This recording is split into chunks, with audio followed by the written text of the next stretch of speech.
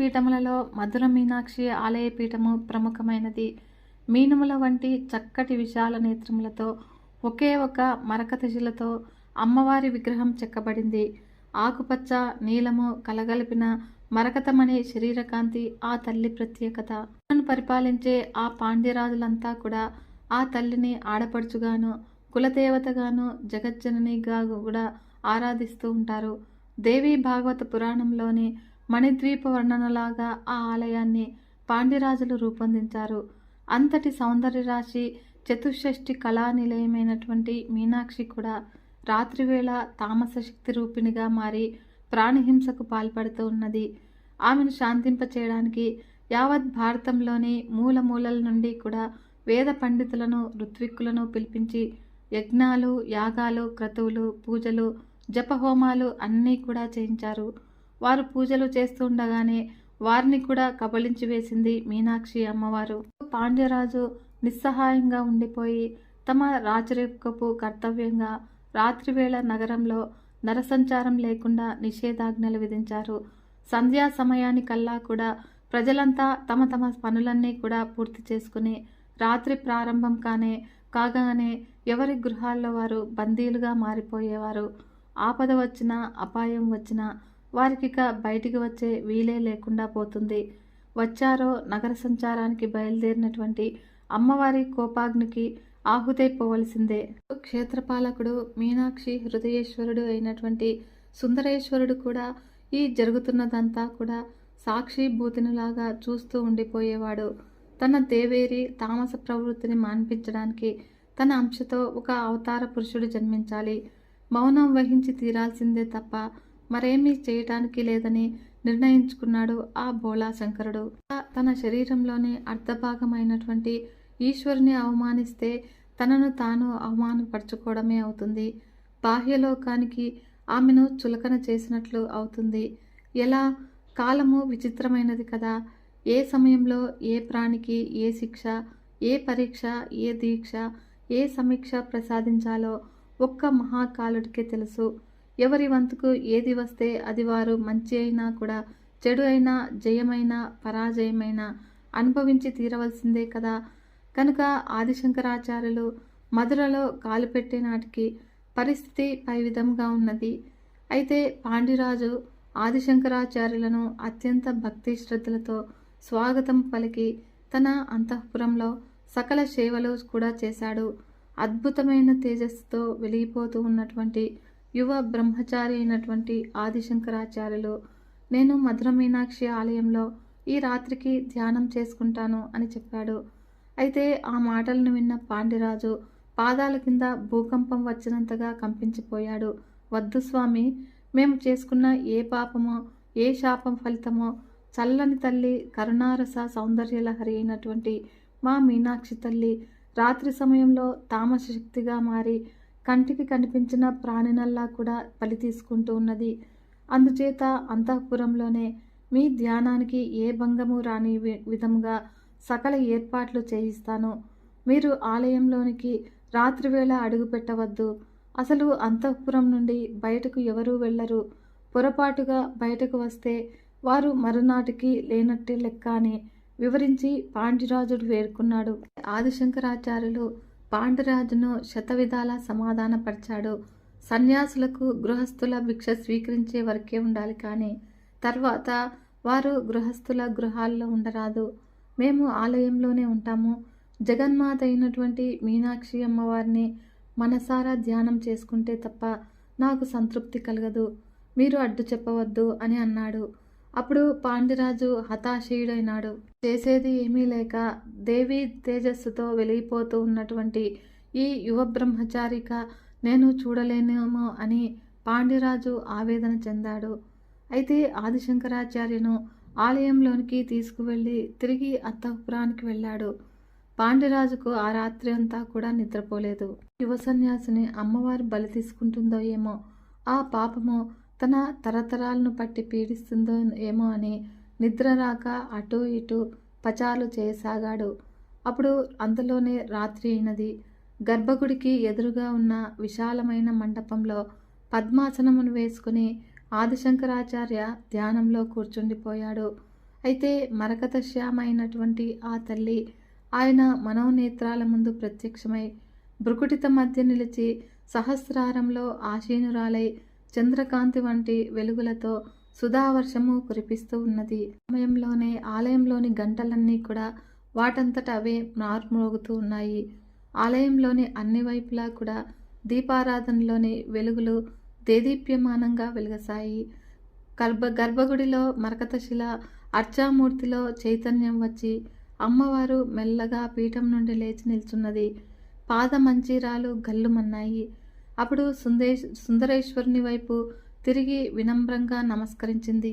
తాటంకాలు దగదగా మెరుస్తూ ఉండగా ఆమె ధరించి ఉన్నటువంటి ఎర్రని రంగు పట్టుచీర, బంగారు జరి అంచుల కుచ్చెళ్ళు నేలపై జీరాడుతూ పుడమి తల్లికి స్వాంతన చెబుతూ ఉన్నట్లుగా, కోటి వెన్నెల్లో రాసిపోసినట్లుగా చిరునవ్వులతో ఆ తల్లి గర్భగుడి ద్వారం వద్దకు వచ్చి లిప్త కాలం ఆగింది.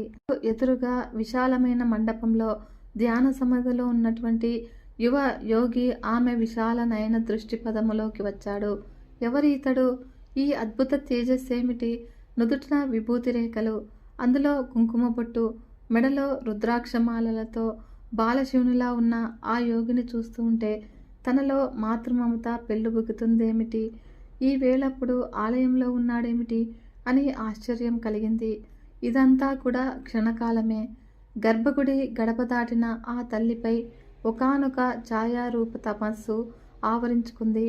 అప్పుడు ఆమెలో సాత్విక రూపం అంతరించి తామసిక రూపం ప్రాణం పోసుకుంటోంది.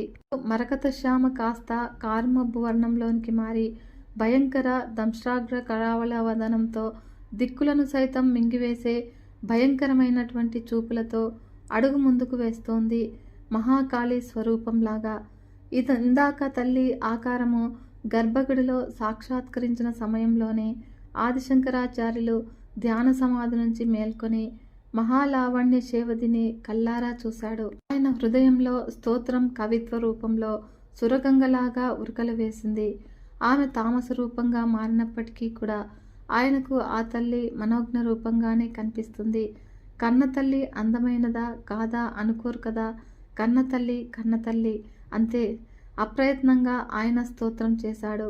అలా అడుగు ముందుకు వేస్తూ ఆయనని కబళించాలని వస్తూ ఉన్నటువంటి ఆ తామసమూర్తికి ఆ స్తోత్రము అమృతపు జల్లులాగా చెవులకు సోకింది. దంష్ట్రాగ్ర కరావల వదనంలో రేఖామాత్రపు చిరునవ్వు ఉదయించింది. స్తుతిస్తూ ఉన్న ఈ డింబకుడి భక్తి పారవశ్యానికి అచ్చరు పొందింది. అతని ఆత్మస్థైర్యానికి, తపశ్శక్తికి ఆశ్చర్యంగా చూసింది. నిజానికి సమయంలో తన వదనంలోనికి శలభంలాగా వెళ్ళిపోవలసిన వాడు మృంగటానికి బుద్ధి పుట్టడం లేదేమిటి? నిమీలితాలైనటువంటి కన్నులతో భక్తి పారవశ్యంతో వజ్రాసనం వేసి కూర్చుని స్తోత్రం చేశాడు ఆ యువక యోగి పుంగవుడు. భవానీ భుజంగ ప్రయాత స్తోత్రము. ఆ యువక యోగిలోంచి కవిత్వము గంగాజరిలాగా పొంగి పొరలి వస్తుంది. జగజ్జనని త్రుళ్ళిపడింది. తామస భావంతో నిండిపోయిన ఆమె హృదయంలో ఒకానొక సాత్విక తేజ కిరణము తటిల్లత తటాకాలన మెరిసింది. తన శక్తిపీఠ స్థానము ఎంత అద్భుతంగా చెప్పాడు ఈ యువకుడు.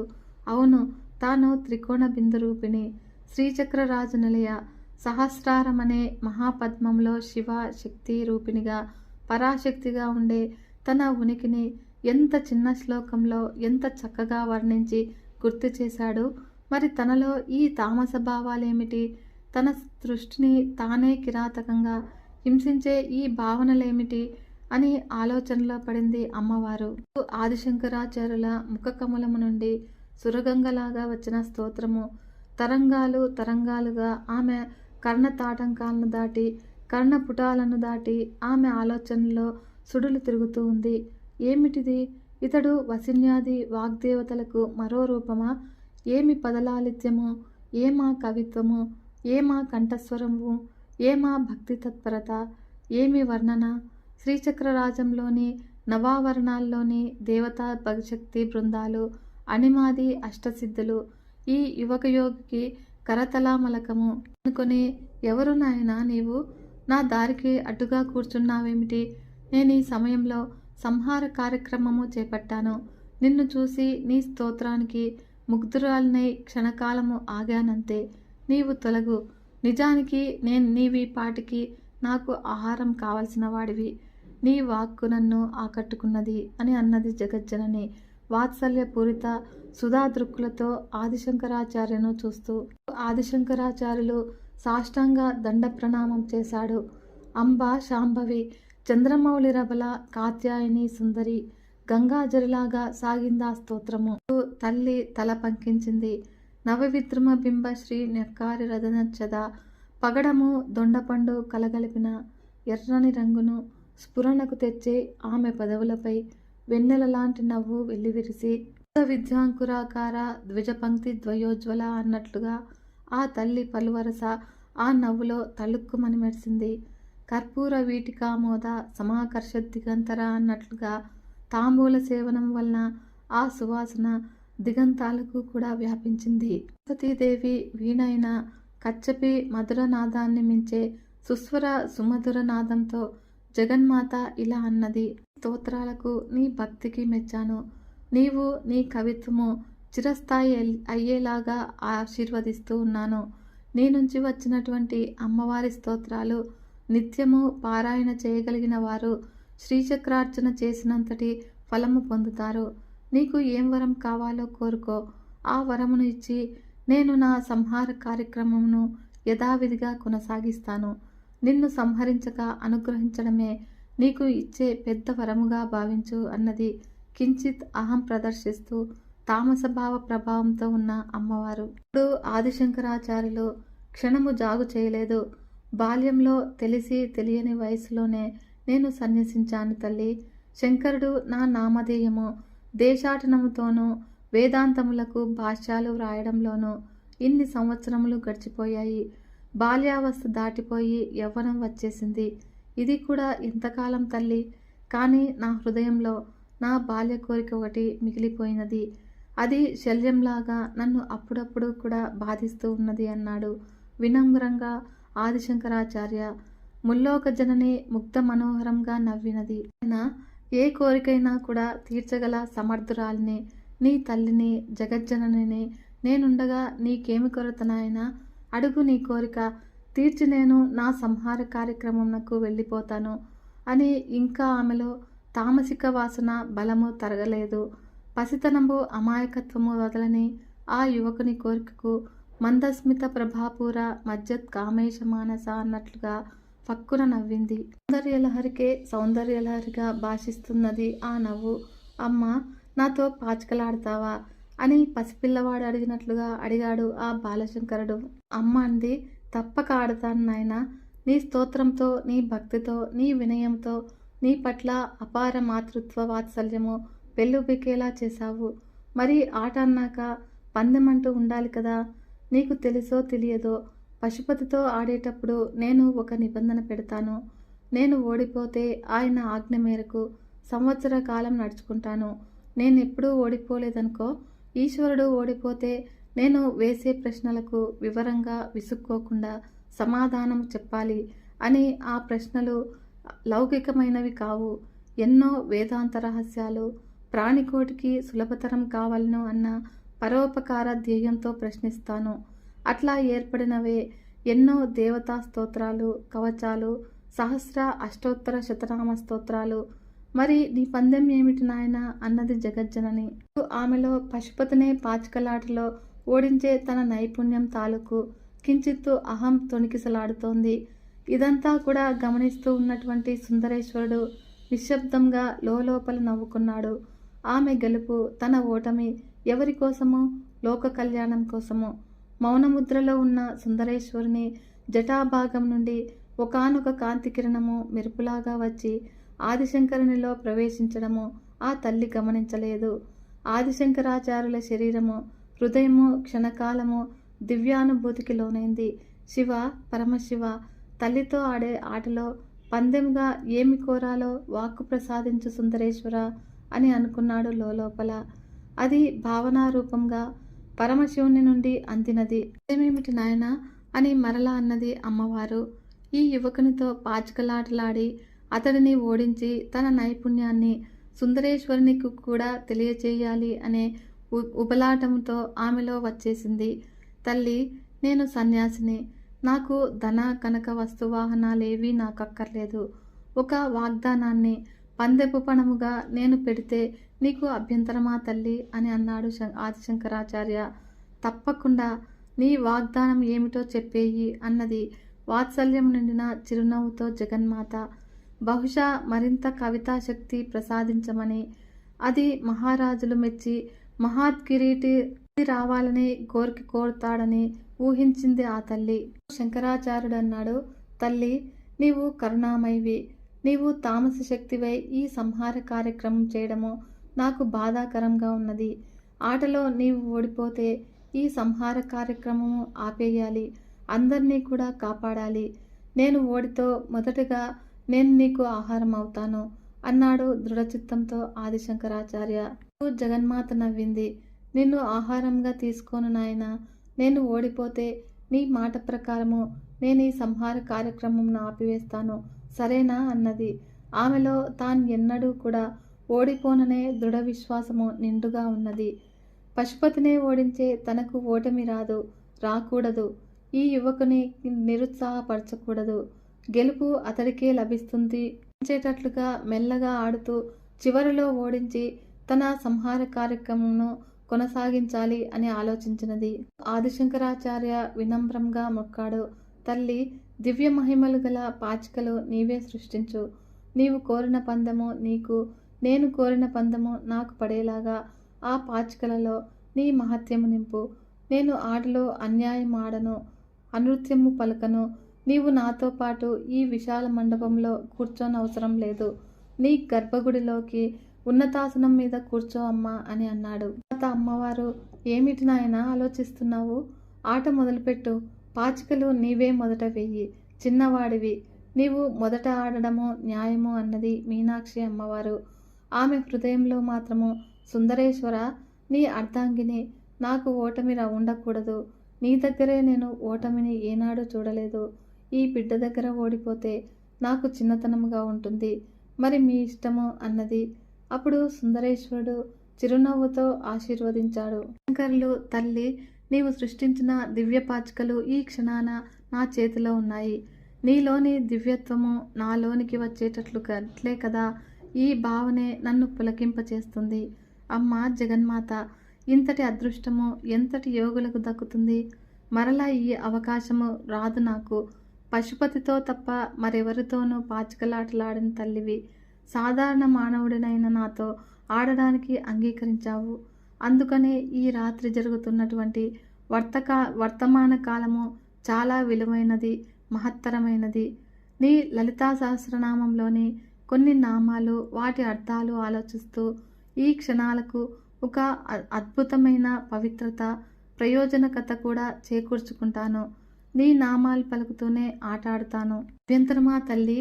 అలాగని ఆటలో ఏమరపాటు చూపను అని అన్నాడు భక్తితో. సాక్షాత్తు గురురూపిణివైన నీవు నీతో తోపింపచేసే అర్థాలతో ఆ స్తోత్రము మరింత మహత్వపూర్ణమైనవుతుంది అని అన్నాడు భక్తితో. పాచికలు చేతబట్టుకుని నమస్కరిస్తూ తన్మయురాలైంది ఆ తల్లి. సంఖ్యాశాస్త్ర ప్రకారము పావులు కదులుతూ ఉన్నాయి. సంఖ్యలకు, అక్షరాలకు అవినాభావ సంబంధం ఉన్నది. అమ్మవారికి ఆటలో ఆసక్తి హెచ్చినది. ఇరువురి పావులు కూడా న్యాయబద్ధంగా కదులుతూ ఉన్నాయి. తాటంక యుగళి భూత తపనోడపు మండల అన్నట్లుగా అమ్మవారు అతని న్యాయమైన ఆటకు తల పంకిస్తూ ఉన్నది.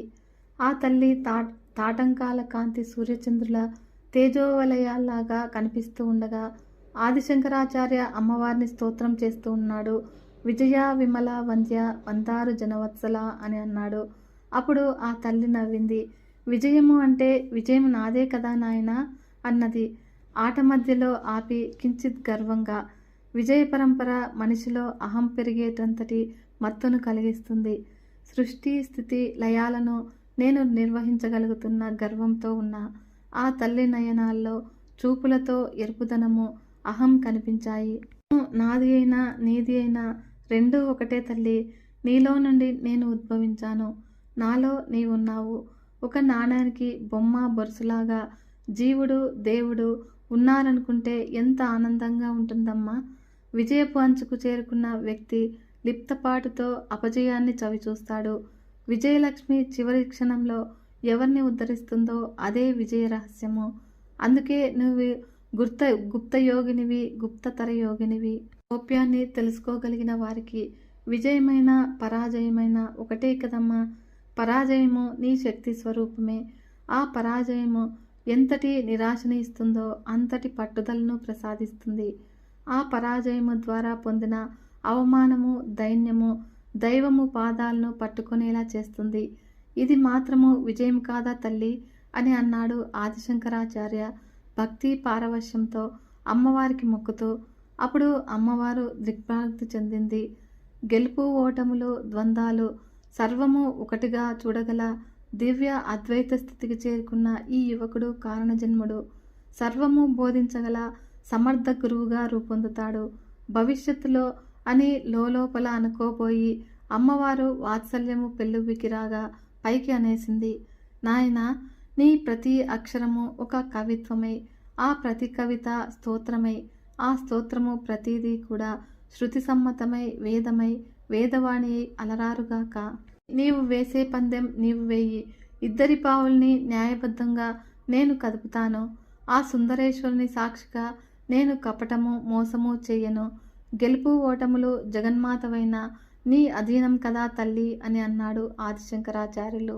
ఆలయంలో ఉన్నటువంటి బంగారు గిన్నెల్లోని పసుపు, కుంకుమ, చందన పొడులతో అష్టరేఖల గడులు చిత్రించాడు.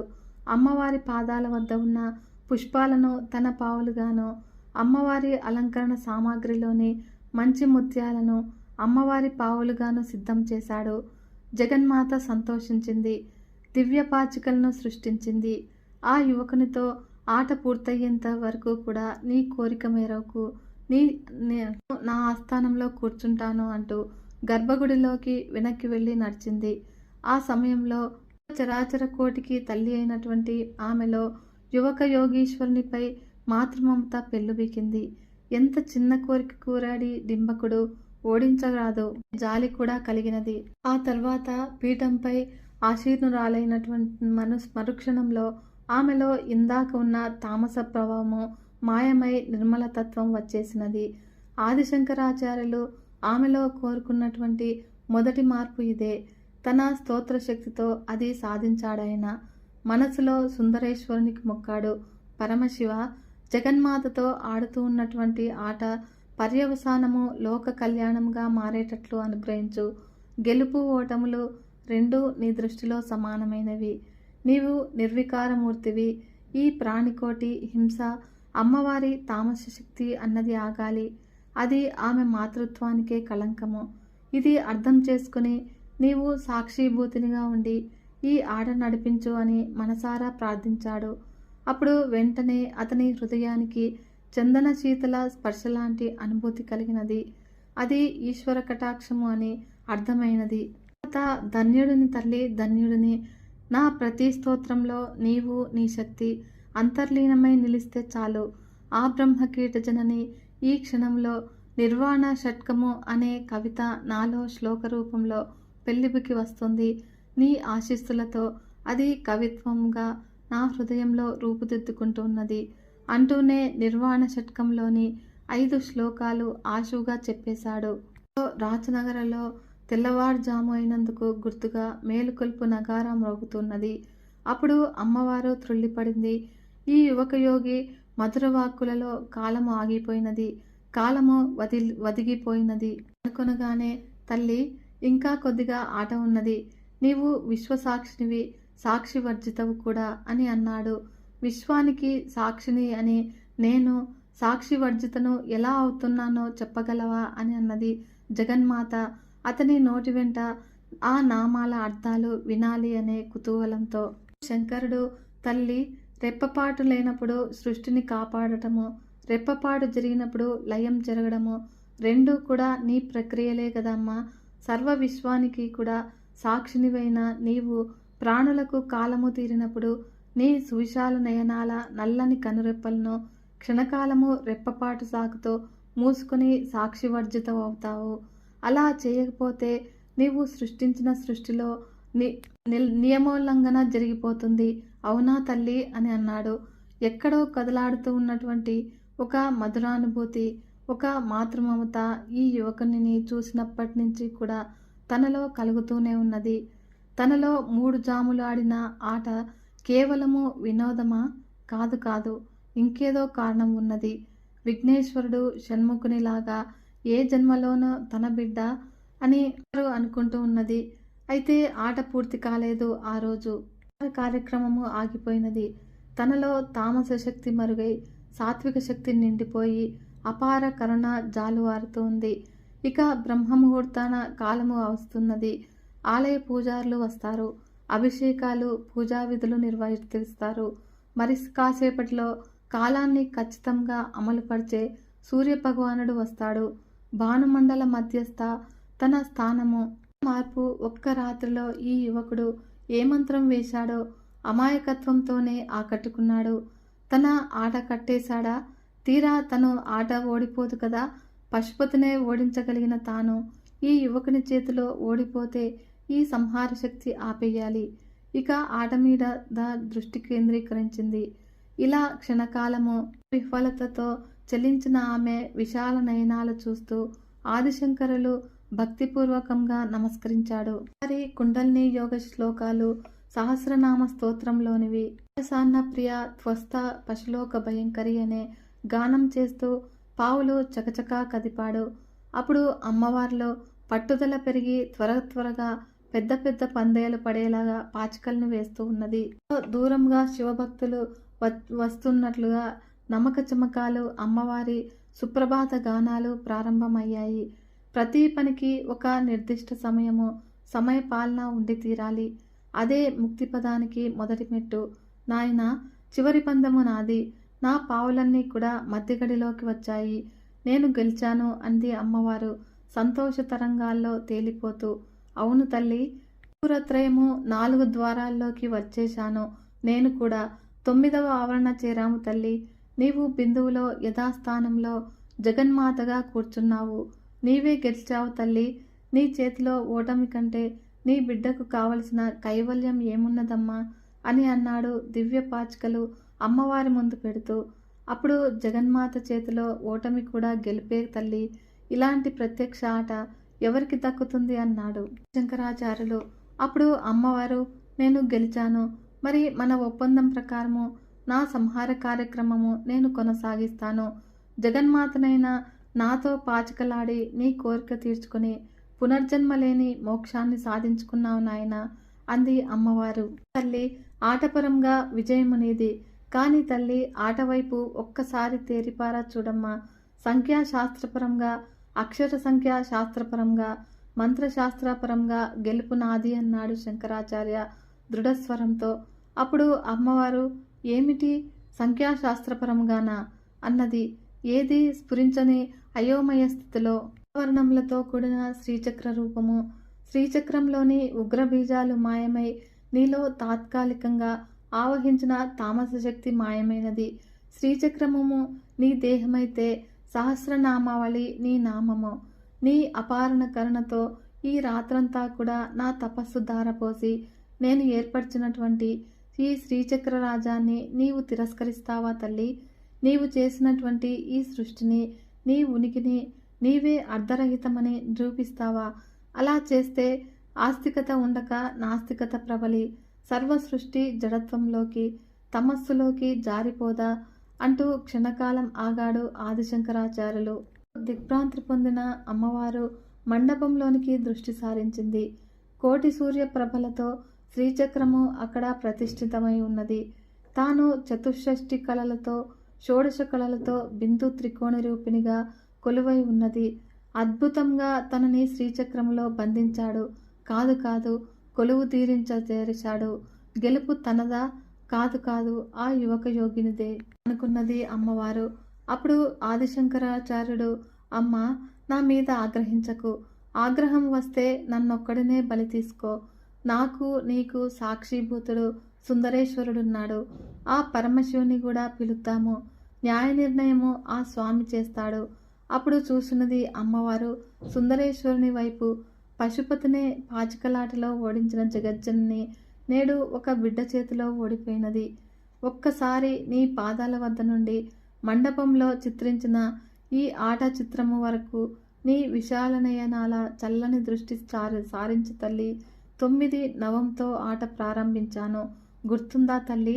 నీవు నాకు ప్రసాదించిన ధారణ శక్తితో మన ఇద్దరి పందాలు ఒక్కటి కూడా తప్పుపోకుండా ఏ కరువు పెడతాను తల్లి. ఒక్క సంఖ్య, ఒక్క అక్షరం పొల్లుపోదు. తప్పు తడబాటు నాకు రాదు. సంఖ్యలకు సరియైన బీజాక్షరాలను చూడు తల్లి. 4 కోణాలు, 9 ఆవరణలు కలిగిన శ్రీచక్రరాజ చిత్రాన్ని ప్రతిష్ఠితను ఆ ఆట చిత్రంలో చూడమ్మా. మాతృకావర్ణ రూపిణి అయిన నీవు ఒక్కసారి పరికించి చూడు. పందెపు సంఖ్య సరిగ్గా సరిపోయేలాగా సాత్విక బీజాక్షరాలను సంఖ్యాపరముగా మలచి ఏ పొరపాటు రానివ్వకుండా న్యాయబద్ధంగా పావుల్ని కదిపాను. ఆటలో అన్యాయము చేయలేదు. అందుకే సుందరేశ్వరుడే సాక్షి, పంచభూతాలు సర్వదేవతాగణాలు సాక్షి. బిందువు మొదలు భూపుత్రయం వరకు కూడా ప్రతి ఆవరణకు ఒక ప్రత్యేక అధిష్టాన దేవత, ఆ దేవతాశక్తులు పరివేష్టించి ఉన్నాయి. ఆరాది క్షకారాంతక దేవతాశక్తి స్వరూపాలకు వారి వారి ఆహార్యాలు, ఆయుధాలు, శరీరపు రంగుతో సహా ఆయా ఆవరణాల్లో పరివేష్టితులైన వారిని, ఆయా ముద్రా దేవతలను, నవరసాధిష్టాన దేవీ స్వరూపాలను, యోగిని దేవతలను, చక్రీశ్వరులను సంఖ్యాపరంగా బీజాక్షరాలతో నిలిపాను. ఒక్కసారి పరిశీలించి చూడమ్మా. షట్చక్రాల ప్రత్యక్ష పరోక్ష భేదో చక్రార్చన కదా తల్లి. శక్తిపీఠాల్లో ప్రతిష్ఠితమైనటువంటి యంత్రాల్లోని ఉగ్ర బీజాలు తొలగించి కొత్తగా సాత్విక బీజాక్షరాల సహిత శ్రీచక్ర ప్రతిష్ఠ చేస్తూ వస్తూ ఉన్నాను. ఆ కార్యక్రమంలో భాగంలాగా తల్లి నీతో పాచికలాడాను. సంఖ్యాశాస్త్రపరంగా అక్షరాలను సమీకరించి నిన్ను స్తోత్రం చేస్తూ నీ ఆశీస్సులతో వాటిని ప్రాణప్రతిష్ఠ చేశాను. అదే నీ ముందున్న బిందు త్రికోణ వసుకోణ దశారయుగ్మ మన్వస్త్ర నాగదళ షోడశపత్ర యుక్తము త్రయంజ ధరణీ సదన త్రయంజ శ్రీచక్రరాజ ఉదిత పరదేవతాయ. అంటే ఏమిటి వింత స్వామి అంటూ భర్త వైపు కించిత్ లజ్జ కించిత్ వేదనతో బేలగా చూసనిది మధుర మీనాక్షి. ఒకడు అద్భుత రీతిలో సంఖ్యల అక్షరాలను సంధించి యంత్రప్రతిష్ఠ చేశాడు. శ్రీచక్ర యంత్రాన్ని సర్వ మానవాళికి కూడా శ్రేయోదాయకముగా ప్రతిపాదించాడు. స్వామి సుందరేశ్వర, ఏది కర్తవ్యము? అమ్మవారు ఆర్తిగా పిలిచింది. సుందరేశ, నా యుక్తిని నీవు సమర్థిస్తావో క్షమిస్తావో నీ ఇష్టము అంటూ ప్రార్థించాడు ఆదిశంకరాచార్య. హృదయంలో సౌందర్యలహరిగా తాను కీర్తించిన రూపము తల్లిగాను, శివానందలహరిగాను తాను కీర్తించిన ఈశ్వరుని రూపము తండ్రిగాను తన తప్పుకు క్షమాపణ వేడుకుంటూ శివాపరాధ క్షమాపణ స్తోత్రము గంగా జరిలాగా ఉరకలు వేసిందా క్షణములో. అందాక మౌనంగా ఉన్న నిర్వికారమూర్తి సుందరేశ్వరుడు అప్పుడు కళ్ళు తెరిచాడు. ఒకవైపు అహము తగ్గిపోయి ఆర్తితో దేవేరి పిలుస్తుంది.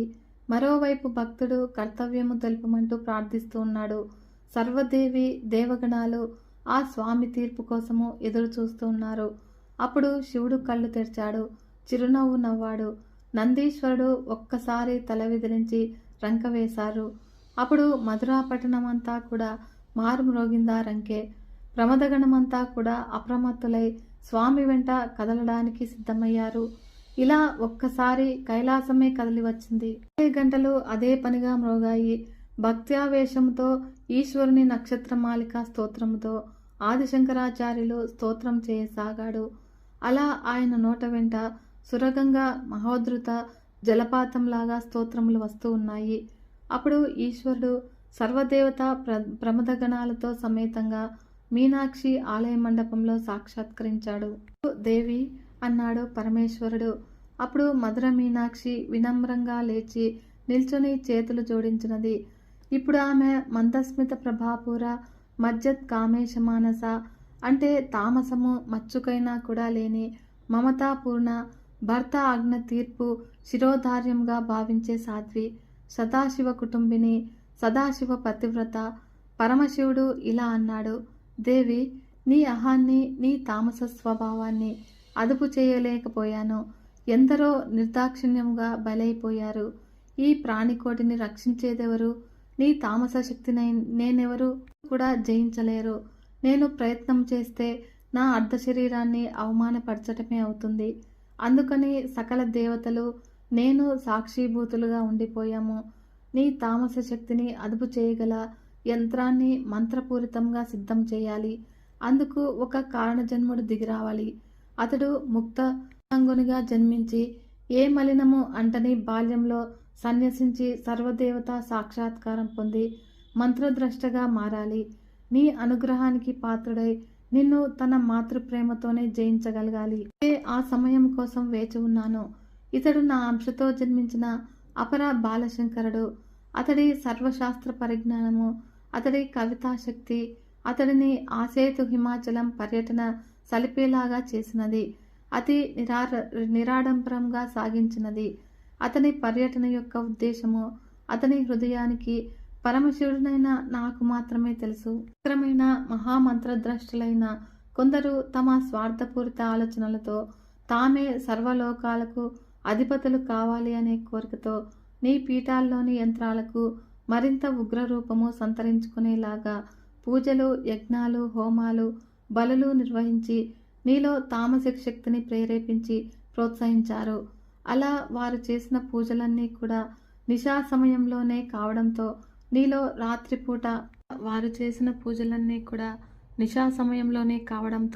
నీలో రాత్రిపూట తామస శక్తి పెరిగిపోయింది. వారు పతనమైపోయారు, భ్రష్టులయ్యారు. కానీ నీలో ఆ తామసిక రూపము స్థిరపడిపోయింది.